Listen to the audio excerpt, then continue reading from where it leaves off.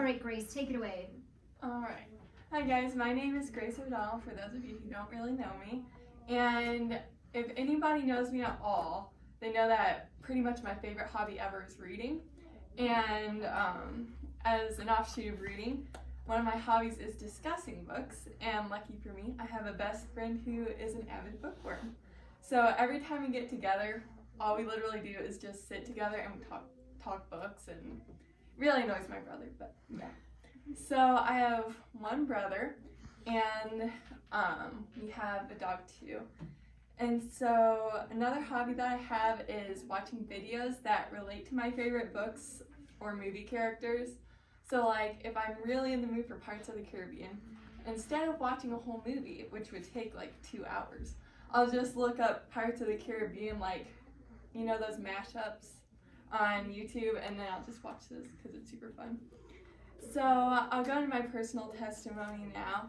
So when I was 6 or 7, there was a revival meeting at our church, but the group that had come in for our revival meeting also had, you know, a group doing stuff for the kids while the adults were in the revival meeting.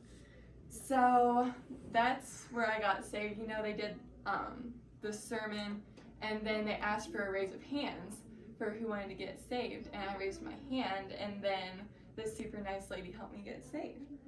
So I've seen God's guidance throughout my life in a lot of ways, but it's becoming a lot more clear how He's kind of directing my path as I'm getting closer towards choosing a career and going into college.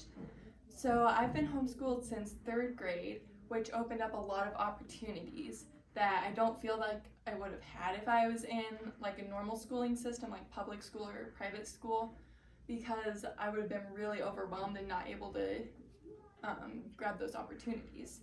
So when I was in 2nd grade, which is when I was still in public school, we were given a free piano by a family that actually used to go to our church. And I've been able to take piano lessons for 11 years now under the lady who gave us the piano. So in January of 2020, I was actually able to start teaching my own piano students. I have 7 now.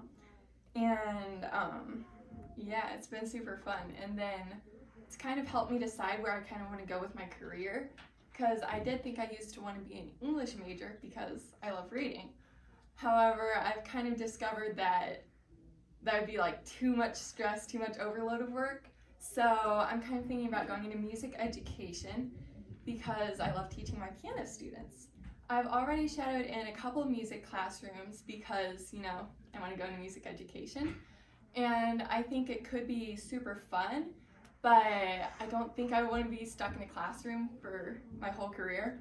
So I'm thinking after I go to college to get my music education degree, I would really like to open up my own music studio so I could offer piano lessons, group lessons, possibly kinder music. And then my goal along with that would be to learn violin as well, so that I can teach violin lessons, which I think would be super fun. So a few people who have had a huge impact on my life have obviously been my parents, but specifically my mom, because I have trouble staying focused, and when I'm sitting at the piano late at night, I'll be like criticizing myself a ton, and she'll just be like, you know what, Grace, you just gotta keep going, and you can just repeat that part later. So that's been super helpful for me.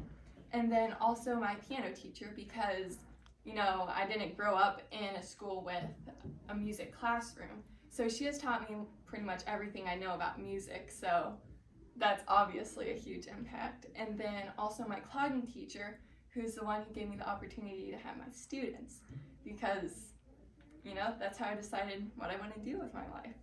So yeah, that's pretty much all about me.